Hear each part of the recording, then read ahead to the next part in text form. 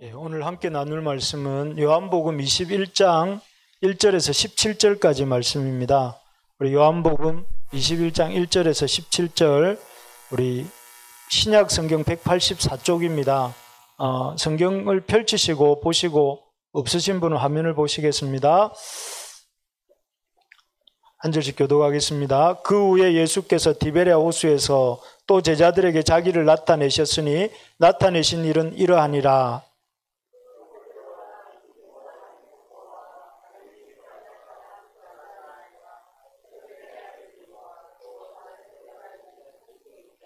시몬 베드로가 나는 물고기 잡으러 가노라 하니 그들이 우리도 함께 가겠다 하고 나가서 배에 올랐으나 그날 밤에 아무것도 잡지 못하였더니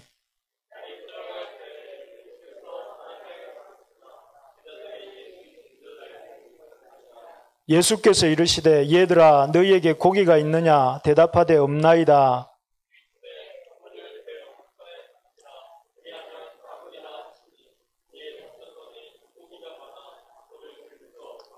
예수께서 사랑하시는 그 제자가 베드로에게 이르되 주님이시라 하니 시몬 베드로가 벗고 있다가 주님이라 하는 말을 듣고 겉옷을 두른 후에 바다로 뛰어내리더라.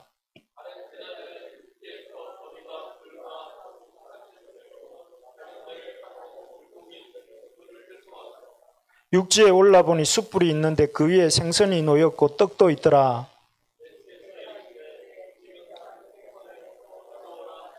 시몬 베드로가 올라가서 그물을 육지에 끌어올리니 가득히 찬 큰 물고기가 153마리라. 이같이 많으나 그물이 찢어지지 아니하였더라.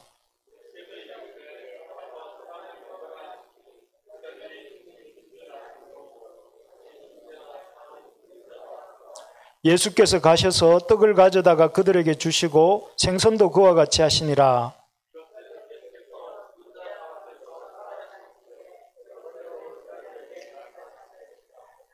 그들이 조반 먹은 후에 예수께서 시몬 베드로에게 이르시되 요한의 아들 시몬아 내가 이 사람들보다 나를 더 사랑하느냐 하시니 이르되 주님 그러하나이다. 내가 주님을 사랑하는 줄 주님께서 아시나이다.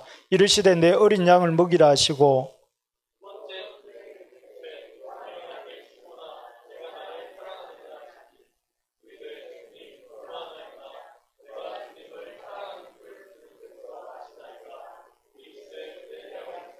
같이요. 세 번째 이르시되 요한의 아들 시몬아 내가 나를 사랑하느냐 하시니 주께서 세 번째 내가 나를 사랑하느냐 하심으로 베드로가 근심하여 이르되 주님 모든 것을 아시오매 내가 주님을 사랑하는 줄을 주님께서 아시나이다. 예수께서 이르시되 내 양을 먹이라. 아멘. 내가 나를 사랑하느냐, 이 주제로 제목으로 우리 말씀을 나누려고 합니다. 오늘 본문은 잘 보셔서 아시겠지만 부활 이후에 그리고 승천하시기 전에 예수님께서 하신 사역입니다. 어찌 보면 예수님이 하신 사역 중에 이 땅에서 하신 사역 중에 가장 마지막에 하셨던 사역이라고 할 수 있습니다.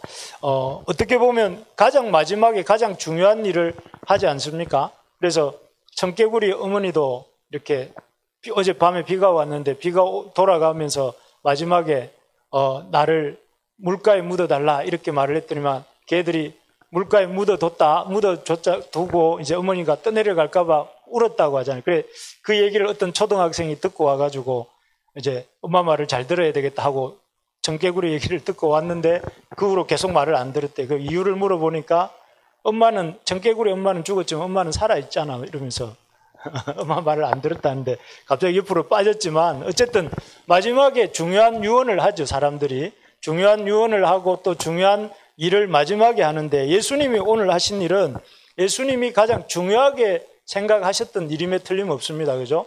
그러면 예수님이 오늘 하신 일이 뭐였습니까? 오늘 읽은 내용이 어떤 내용이었죠? 여러분들 예수님이 부활하신 예수님께서 갈릴리로 물고기 잡으러 간 7명의 제자들을 다시 찾아가셔서 이렇게 대화 나누시는 내용이지 않습니까? 그래서 예수님 그들을 찾아가셔서 가신 게 좀 여러분 이상해야 됩니다. 왜 그렇습니까? 이 사람들은 부활하신 예수님을 만났어요. 만났기 때문에 그 예수님께서 약속하신 성령을 받기까지 예루살렘에 머물러라고 하셨으니까 거기 있어야 되는데 지금 이 사람들 어디에 가 있는 거예요? 갈릴리에 가 있다는 거죠. 갈릴리에 가 있으니까 예수님 찾아가셔서 이들에게 이제 따끔하게 다 이루시고 예루살렘에 있어야 되는데 왜 갈릴리에 있느냐 이렇게 말씀하셔야 될 법한데 오늘 읽어본 내용에서 예수님 뭐 하셨습니까? 여러분 오늘 읽을 때 예수님 뭐 하고 계셨어요? 제자들에게 그물을 배 오른편에 던지라 이런 말씀하셨고 또 어떤 구절 6절을 지나서 10절에 보면 숯불에 고기를 구웠다가 2절에 보면 제자들에게 와서 조반을 먹으라 이런 말씀하시고 뒤에 보시면 여러분 읽었던 21장 15절에서 16, 17절에 보면 베드로에게 이렇게 묻잖아요. 네가 나를 사랑하느냐? 이런 거 묻고 계세요. 왜 야단을 쳐서 예루살렘으로 돌아가도록 사명의 땅으로 돌아가도록 하지 않고 이렇게 그런 말씀만 하고 계신가? 이게 안 넘어가네요. 그래서 이거 한번 고쳐 주실래요? 이제 넘어갑니다. 이런 말씀. 한마디로 예수님이 이 일을 통해서 하고 계시는 일이 무엇인가 하면은 뭐라고 되어 있습니까? 회복하시는 일을 하고 계시다 하는 것입니다. 무엇을 회복하고 있는 걸까요? 여러분 이 단어가 굉장히 중요합니다. 왜냐하면은 주님이 우리 믿는 자의 삶에 늘 이루시기를 원하시는 단어가 회복. 오늘 아침에 우리 아이들하고도 이렇게 회복하기를 원하시는, 그래서 회개할 기회를 주시는 그런 주님에 대해서 우리가 만났는데 오늘 이 본문에서도 주님 우리에게 무엇을 원하시느냐면 회복을 원하신다. 그 증거가 뭐냐면 먼저 주님이 하신 말씀이 이런 거죠. 여러분 여기에 노란 글씨로 되어 있는 게 그물을 배 오른편에 던지라 이렇게 말씀하셨어요. 여러분 이 말씀을 하실 때 예수님이 염두에 두고 계신 사건이 있었어요. 지금 이 제자들은 참 이렇게 하나님 말씀 부활하신 예수님을 보고도 또 그 부활하신 예수님의 증인이 되라는 그 말씀을 듣고도 갈릴리에 와 있잖아요. 그 왜 와 있느냐면은 스스로 예수님의 어떤 증인이 되기에는 부족하다고 느끼고 자격지심을 가지고 지금 갈릴리에 와 있단 말이에요. 그들에게 이제 회복을 시키시는데 이 사건은 누가복음 5장 1절에서 11절 사건에 보면 베드로가 예수님과 만나던 그 시점의 이야기가 나와요. 그때 베드로가 뭐 했습니까? 베드로와 제자들이 밤이 맞도록 물고기를 잡기 위해서 그물을 던졌어요. 그런데 그날 밤에 어땠습니까? 만선의 기쁨을 누렸나요? 아니고 아무것도 잡지 못했어요. 그날 밤에도 주님께서 그날 아침에도 뭐라고 말씀하셨냐면은 깊은 데로 가서 그물을 내려 고기를 잡으라 이렇게 말씀하셨어요. 그리고 그 경험으로 그물이 찢어지도록 이렇게 고기를 잡은 기억이 있죠. 그래서 이 말씀 그때를 떠올리게 하시는 거예요. 마치 지금 제자들을 한 번 더 부르시는 것이죠.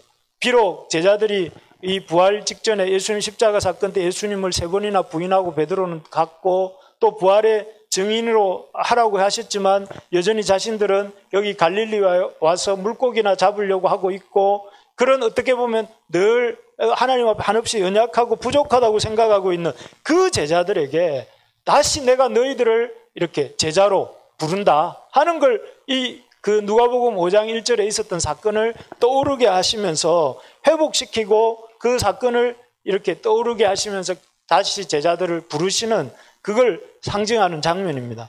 두 번째 주셨던 말씀이 뭐냐면은 생선을 구우시고 와서 조반을 먹으라 이렇게 하시는 말씀인데 여러분 여기에 보면 예수님께서 손수 이렇게 아침 식사를 대접하려고 고기를 구우시고 떡을 마련하시고 이런 식탁을 한번 먹어봤으면 좋겠습니다.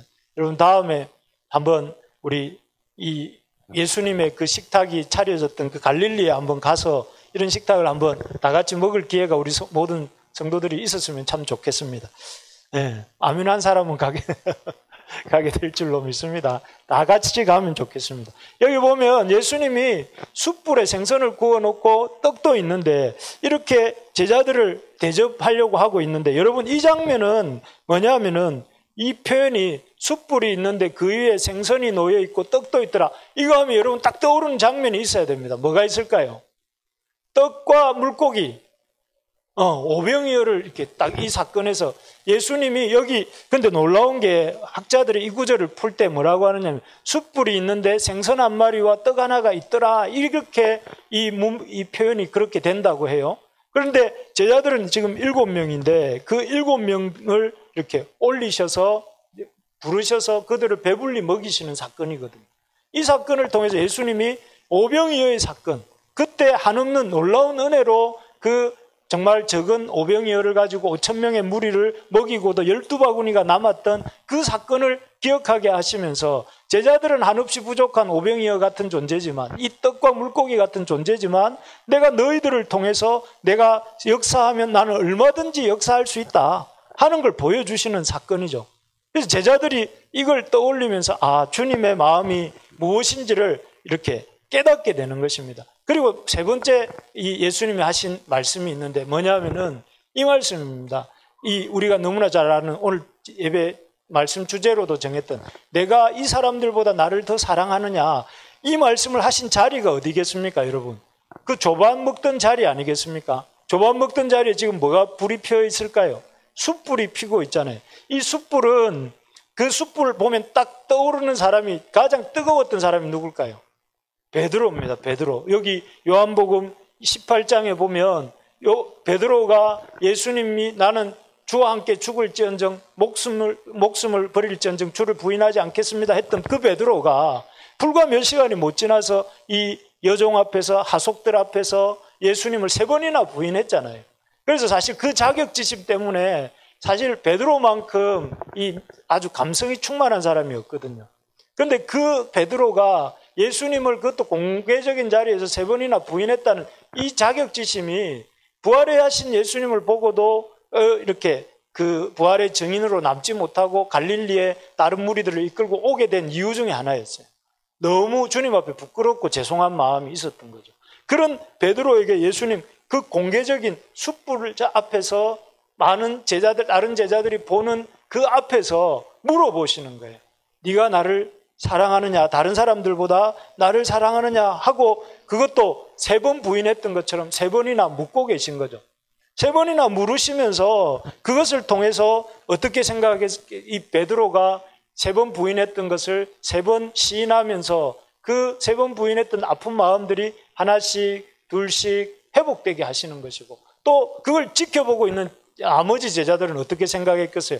베드로는 이 베드로를 향한 예수님의 여전한 신뢰, 베드로가 양을 먹이고 양들을 섬기기를 원하는 그 주님의 마음이 여전하시구나 하는 것을 이렇게 느꼈겠죠, 제자들도. 그러면서 베드로가 회복이 되는 자리가 이 자리입니다. 그러면서 베드로가 결국 그 내면에 그 아주 깊이 상처받았고 깊이 좌절하고 있었던 그 베드로의 마음을 주님 만져주고 계시는 일이었습니다. 결국 이 일들을 통해서 예수님은 베드로가 이렇게 베드로와 제자들이 회복되죠. 그래서 이 제자들이 어떻게 됩니까? 여러분, 베드로가 어떻게 했다고 이 이후의 사역이 어떻게 되는지 아시죠? 베드로가 예루살렘과 유대 지역을 중심으로 유대인 사역을 열심히 했고 마지막에는 저 로마까지 가서 사역을 하다가 순교한 걸로 우리가 알고 있죠. 그리고 또 나머지 제자들도 그 애굽, 이집트와 인도와 심지어 정확한 건 아니지만 이 동양까지, 우리나라까지 와서 복음을 전했다 이런 말도 이렇게 있는데, 그런 어떤 헌신의 삶을 살 수 있었던 자리가 이 회복 그 자리, 그 힘의 비결이 바로 이 자리에 있었던 주님의 회복의 역사의 결과라는 것입니다. 여기서 우리가 기억해야 될 게 뭐냐면 주님은 우리가 회복되기를 원하신다 하는 것이죠. 여기서 이렇게 이 제자들이, 그래서 제자들을 이렇게 찾아서 갈릴리 바다까지 가시고, 갈릴리 바다까지 가셔서 그 아침에 숯불을 피우시고 물고기를 구우시고, 그리고 그 자리에서 제자들에게 3번이나 이렇게 물어보시면서 이렇게 하신 이유가 뭡니까? 회복하기를 원해요. 제자들이, 베드로가 회복되기를 원하고 베드로와 그 함께하고 있던 제자들이 회복되기를 원하고 그들이 회복되어서 주님 앞에 서기를 원하셔서 이렇게 그렇게 하신 것이죠. 그래서 여러분, 우리를 향해서도 주님이 이 시간 주시는 마음이 무엇이냐면은 우리가 회복되기를 원하신다는 거예요. 여러분, 우리도 사실 돌아보면 베드로처럼 주님을 3번이나 부인하고 또 주님의 은혜를 경험하고도 사명을 저버리고 갈릴리 바다에 가 있는 것처럼 우리도 그렇게 살 때가 많지 않습니까? 주님의 은혜를 받았지만 그 은혜 얘도 불구하고 그 은혜를 잊어버리고 또 은혜를 망각하고 그렇게 살 때가 많은데, 그런 우리를 향해서 오늘 이 예배를 통해서 또 이 추수감사절을 이제 다음 주가 이렇게 감사절인데, 감사절을 통해서 우리가 회복되기를, 신앙이 회복되고 감사가 회복되기를 바라시는 그런 주님의 마음을 우리가 잘 붙들 수 있기를 바랍니다. 예, 그게 주님이, 그래서 그런 말을 들을 때, 아, 나는 자격이 없어. 나는 참, 이 베드로도 아마 그렇게 생각했을지 모르겠습니다. 내가 과연 무슨 자격으로, 아까 우리 주의 보좌로 나아갈 때에, 내가 어떻게 쓸까? 자격 없는 내 힘이 아닌 주의 은혜로, 이렇게 그런 찬양 가사가 있었잖아요. 아, 그런 말처럼 여러분, 우리가 주님 앞에 서는 것은 우리의 자격이 아니라 우리 주님이 우리에게 주신 은혜로 우리가 주님 앞에 설 수 있다는 것, 그걸 보여주는 장면이 사실 주님이 이 베드로를 찾아오시는 장면이다 하겠습니다. 그래서 사실 저나 여러분들은 베드로처럼 3번 정도 예수님을 부인한 게 아니라 70번씩 7번 정도도 넘게 부인한 사람들이 우리들 아닙니까? 늘 주님을 부인하며 살고 또 이렇게 주일날 와서 또 우리의 마음을 주님 앞에 쏟아놓고 회개하고 돌이키는데, 그런데 여러분 꼭 기억해야 될 것이, 우리의 자격이 아니라 주님의 은혜로, 내가 주님을 찾아가는 것이 아니라 주님이 우리를 찾아오셨기 때문에 우리가 이런 은혜를 덧입는다는 사실을 기억하면서 회복하는 우리 모두가 되기를 소망합니다. 그래서 주님께서 우리가 이렇게 회복되기를 원하세요. 그래서 여러분 마음속에 늘 기억해야 돼요. 회복하는 길은 무엇이냐면은 주님의 은혜를 기억하는. 주님은 우리를 향한 주님의 마음은 우리를 징계하시고 우리를 벌 주시는 게 주님의 마음이 아니고, 회복되기를 원하시고 주님 앞에 서기를 원하시는 게 주님의 마음이다. 그런데 이렇게 회복되기를 원하시는 이유가 뭘까요? 주님이 이렇게 회복되기를 원하시는 이유가 있습니다. 그 이유는 우리가 깨진 상태, 주님과의 관계가 깨진 상태로 잊지 않기를 원하시기 때문에 그렇습니다. 사실 주님은 누구보다 우리의 연약함을 잘 아실까요? 모르실까요? 예배 시간만 되면 졸음이 막 온다는 걸 아실까요? 모르실까요? 아니, 경훈 형제가 자서 그런 거 아닙니다. 우리가 이렇게 연약한 거 다 아시죠? 연약한 거 아시고, 또 우리의 저도 이렇게 목회자로 사니까, 목사님은 뭐 그냥 늘 부족함 없이 늘 이렇게 자기 자신에 대해서 하나님 은혜로 충만해서 살겠지. 아닙니다. 저도 늘 나 자신과 이런 나 자신의 부족함 때문에 주님 앞에 늘 막 부르짖습니다. 하나님 좀 저에게 은혜를 베풀어 달라고, 주님 은혜를 붙잡고 살아갈 수 있게 해달라고. 이렇게 저도 새벽마다 기도 안 하면은 이렇게 제가 이렇게 하루하루를 살 힘이 없습니다. 그런데 그런 우리가 회복되기를 원하시고 이렇게 회복되는 우리의 연약함을 아시지만, 그런 연약함 가운데 우리가 머물지 않고 하나님 앞에 나와서 하나님과의 그 관계가 이렇게 회복되어서 살기를 원하신다는 것이죠. 그래서 주님은 우리가 그런 회복된 상태로 나아가서 그 다음에 뭘 원하시냐면은, 우리도 예수님처럼 회복하는 사역을 하기를 원하세요. 우리가 단순하게 우리 자신만 회복된 상태로 머무는 것이 아니라, 우리 요한복음 21장 17절, 우리 오늘 읽었던 구절인데 같이 한번 읽겠습니다. 시작. 3번째 이르시되 요한의 아들 시몬아,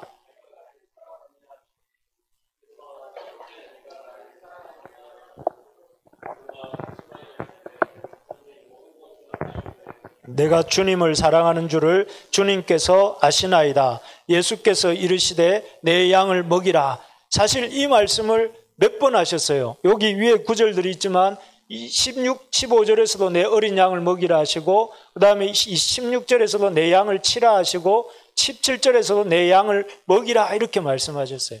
예수님께서 베드로와 제자들을 찾아오셔서 그들을 회복시키시는 일이 뭐냐면, 목적이 뭐냐면은 어린 양을 먹이고 치도록 하기 위한.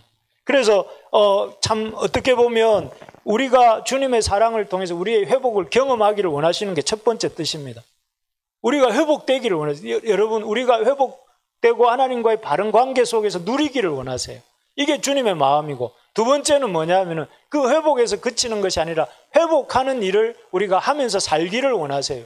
그래서 이 거듭 당부하시는 게 뭡니까? 내 어린 양을 먹이라. 내 어린 양을 치라, 내 어린 양을 먹이라, 이렇게 3번이나 당부하고 계시지 않습니까? 그래서 우리가 해야 될 일이, 이 땅에서 해야 될 가장 중요한 일이 뭘까요? 첫 번째는 예배자로 사는 것입니다. 두 번째는 뭡니까? 증인으로 사는 것이에요. 우리가 예배자로 살 뿐 아니라 주님이 하신 일에 대해서, 주님이 하신 큰 일에 대해서 알리는 삶을 사는 것이죠. 그렇게 하려고 할 때에 우리가 그 큰 사명, 증인의 사명의 첫 번째 단계가 뭐냐면은 거창하고 큰 일이 아니라 무슨 양을 먹이라고 하시냐면 어린 양을 먹이라고 하시잖아요. 어린 양. 여러분, 어린 양이라는 말을 저는 한번 묵상을 해봤습니다. 여러분, 어린 양이라는 것은 어리다는, 어린 존재를 돕는 거는 쉽습니까? 어렵습니까? 어렵죠. 제가 토요학교를 이렇게 토요일 아침마다 이렇게 아이들이랑 하는데, 아이들이 어떤 날은 참 말을 잘 듣기도 하는, 또 어떤 날은 굉장히 액티브해요. 그러면 정신이 하나도 없을 때가 있어요. 어린 존재들을 돕는 거는 손이 많이 가고 정신이 하나도 없을 때가 많잖아요. 어린 양을 돕는 건 도움의 손길이 많이 가고, 거기다가 그게 어린 게, 우리 아이들은 그나마 말을 잘 알아듣지만 여기에서 어린 뭐라고 했습니까? 양을 먹이라고 했잖아요. 어린 염소를 먹여라, 어린 돼지를 먹여라, 이렇게 말씀 안 하시고 어린 양을 먹이라고 하신 이유가 뭘까요? 예수님 그 사시던 동네에 양들이 많았고 목축하던 사람들이 많았기 때문이겠죠. 근데 양의 특징 여러분 아시죠? 양은 고집이 세고 말을 잘 안 듣고 잘 부르면 안 따라오고 이렇게 여러모로 이렇게 IQ도 모자라고 또 방어 능력도 없고 고집. 그래서 이게 양을, 여러분 프로야구 팀이나 축구팀 중에 양을 마스코트로 쓰는 팀을 본 적 있습니까? 마술하는 사람들 중에 양을 데리고 마술하는 사람 본 적 있습니까? 사자를 데리고 원숭이를 데리고는 마술을 해도 양을 데리고 마술하는 사람이 없어요. 왜요? 양이 말을 잘 안 듣거든요. 그러니까 이게 너무 힘든, 양을 데리고 마술을 하는 마술사가 나오면 그 사람 최고의 마술사가 아닐까 이래 싶습니다. 어쨌든 그런 존재를 먹이라고 하는, 그래서 어린 양을 먹이라 할 때 참 우리 주님께서 베드로와 그 제자들에게 맡기시는 일이 뭘 큰 일이 아니에요. 어떻게 보면 인간적으로 볼 때 어린 양이라는 것은 아주 이렇게 부족하고 말 안 듣는 그냥 보통 사람들, 그 평범하고 또 돕기 힘든 그 사람들을 도우라 하는 것이죠. 그래서 그런 존재들은 더디게 변화되고 말도 잘 안 듣고 더디게 변화되고 또 자기 마음대로 하려고 하는 그런 사람들을 너희가 도우라는 거예요. 베드로 보고 가서 저 왕궁에 가서, 예루살렘 궁전에 가서 이 헤롯에게 복음을 전하라, 아니면 대제사장에 가서 복음을 전해라, 이런 걸 말씀하신 게 아니라 내 어린 양을 먹이라. 네 옆에 있는 그 부족해 보이고 그 문제 많아 보이고 고집 센 그 존재를 먹이라, 이렇게 말씀하시는 거죠. 그래서 그 양을 품고 삽니다. 베드로가 그 어린 양을 먹이는 일을 일생 품고 삽니다. 그래서 저 두로에 가서 과부도 고치고 또 어디로 가서 이렇게 하면서, 바울도 그 말씀 품고 어디 가는 곳마다 뭐 했어요? 바울이 자기 집에 찾아오는 사람들에게 하나님 나라에 대해 일을 말하고 가르치잖아요. 그 결과 어떻게 됩니까? 바울과 베드로가 그렇게 살았을 때에, 어린 양을 먹이고 살았을 때에 결국은 로마가 AD 380년경에 복음화가 되고, 로마 제국이 복음화되고 또 그로부터 여러 해가 지나서 온 유럽이 복음화되는 그런 역사가 일어나지 않습니까? 그래서 주님이 오늘 우리에게 주시는, 여러분 주님이, 우리 다음 주가 추수감사절인데 우리가 주님 앞에 드릴 수 있는 가장 큰 선물이 뭘까요? 저는 대학 때 그렇게 생각했습니다. 주님께 우리가 드릴 수 있는 가장 큰 선물은, 드릴 수 있는 그 열매는 이 한 영혼의 열매라고 생각했습니다. 그래서 한 영혼이 온 우주보다 귀하다고 했는데, 내 일생을 통해서 한 영혼이라도 주님께 인도할 수 있다면 내 인생은 가치가 있다. 온 우주보다 귀하다고 했으니까. 그래서 제가 이렇게 하나님 앞에서 이렇게 사역자로 살아야 되겠다 마음을 먹었거든요. 여러분, 주님이 가장 기뻐하시는 열매가 뭘까요? 바로 한 영혼을 주님께로 인도하는 일이라는 것을 우리가 이렇게 기억할 수 있기를 바랍니다. 그래서 여러분, 이번 가을에 지금 가을, 이 늦가을로 향해 가고 있는 이 계절에 한 영혼을 품읍시다. 여러분, 한 영혼을 품읍시다, 이 말 들을 때 머릿속 방금 떠오른 사람 있죠? 없습니까? 있으면 그 사람이 한 영혼입니다. 다른 사람이 아니고 그 사람을 품으시고 그 사람을 놓고 기도해야 되는 것입니다. 어떻게 한 영혼을 품는다는 게 뭘까요? 한 영혼을 품는다는 것도 예수님 다 가르쳐 주셨어요. 첫 번째는 한 영혼을 품고 그 사람을 먹이는 일이 제일 먼저 해야 될 일이 찾아가는 것입니다. 예수님이 본을 보여주셨죠. 예수님 어떻게 하셨습니까? 이 제자들을 1절에, 오늘 본문 1절에 보면 갈릴리로 찾아가시잖아요. 찾아가셔요. 찾아가시면서 14절에, 오늘 본문 14절에 뭐라 하냐면은 살아나신 후에 세 번째로 제자들의 마가다 다락방에서 2번 만나 주셨고 지금 갈릴리에서 세 번째로 만나 주고 계시는 거거든요. 예수님 찾아가세요. 이렇게 한 어린 양을 먹인다는 건 그냥 우리가 가만히 있으면 찾아오면 내가 대접하는 그게 아니고, 내가 찾아가서 예수님이 베드로를 찾아가셨듯이, 사마리아 여자를 찾아가셨듯이, 아담을 찾아가셨듯이 찾아가셔서 그에게 만나는 게, 이게 뭐냐면은 어린 양을 먹이는 첫걸음이라는, 내게 오기를 바라는 것이 아니라 우리가 찾아가는 거죠. 그리고 두 번째는 뭐냐면은 우리가 어린 양을 어떻게 먹이는가, 여기 보시면 먼저 말을 거는 것 이렇게 돼 있지 않습니까? 여기 예수님이 가셨을 때 제자들이 갈릴리 바다에서 그 물고기 잡던 그 제자들이 처음에 딱 알아봤습니까? 못 알아봤습니까?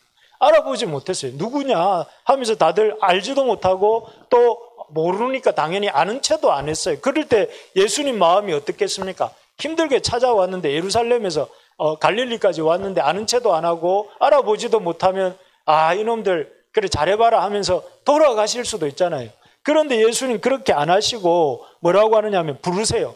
얘들아 너희에게 고기가 있느냐 하시면서 예수님이 먼저 말을 거세요.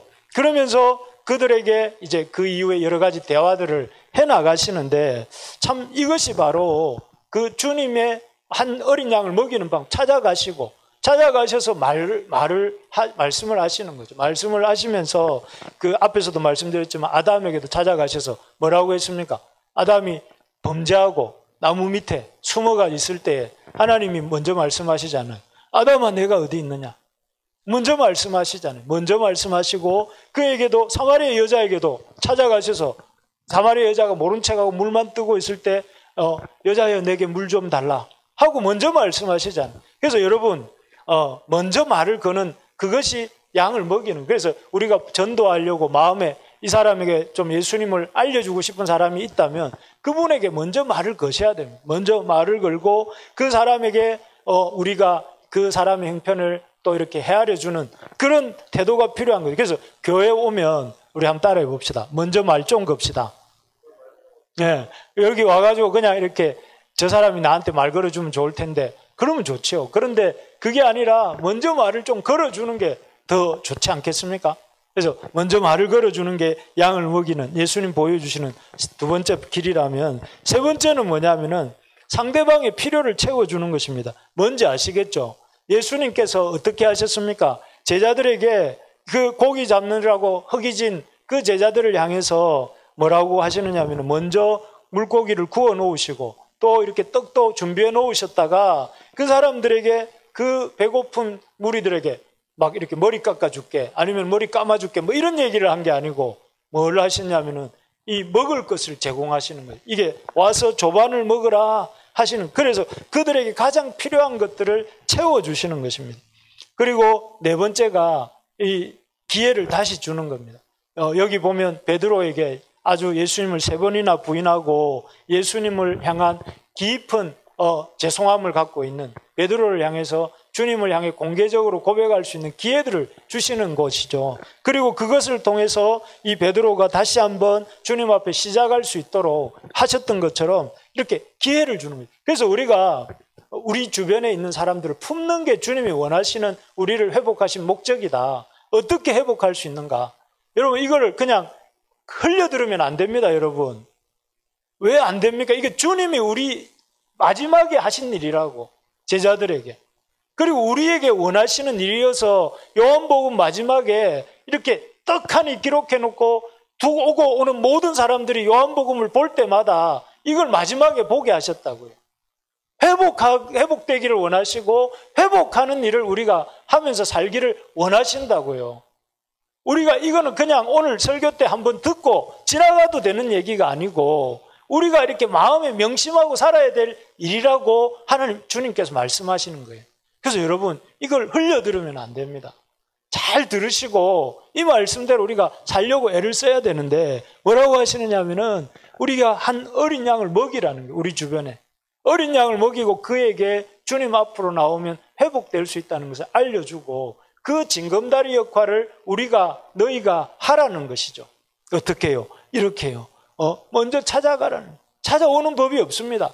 우리가 찾아가야 되고 찾아가서 먼저 말을 걸고 그리고 그 사람한테 막 우리 다음 주 추수감사절이니까 와 이게 아니라 그 사람이 무엇이 필요한지 무엇이 어려운지를 들어주고 채워주고 또 그러면서 그 사람에게 우리 하나님 이전에 마음에 여러 번 주님을 향한 거절을 했다 할지라도 또 한 번 이렇게 복음을 기회를 주고 그렇게 하는 그런 우리가 되라는 거죠. 이것이 그냥 어떤 행사를 위한 또 교회 성장을 위한 그런 게 아니라 우리가 살아가는 라이프 스타일, 삶의 방식이 돼야 된다는 거예요. 삶의 방식.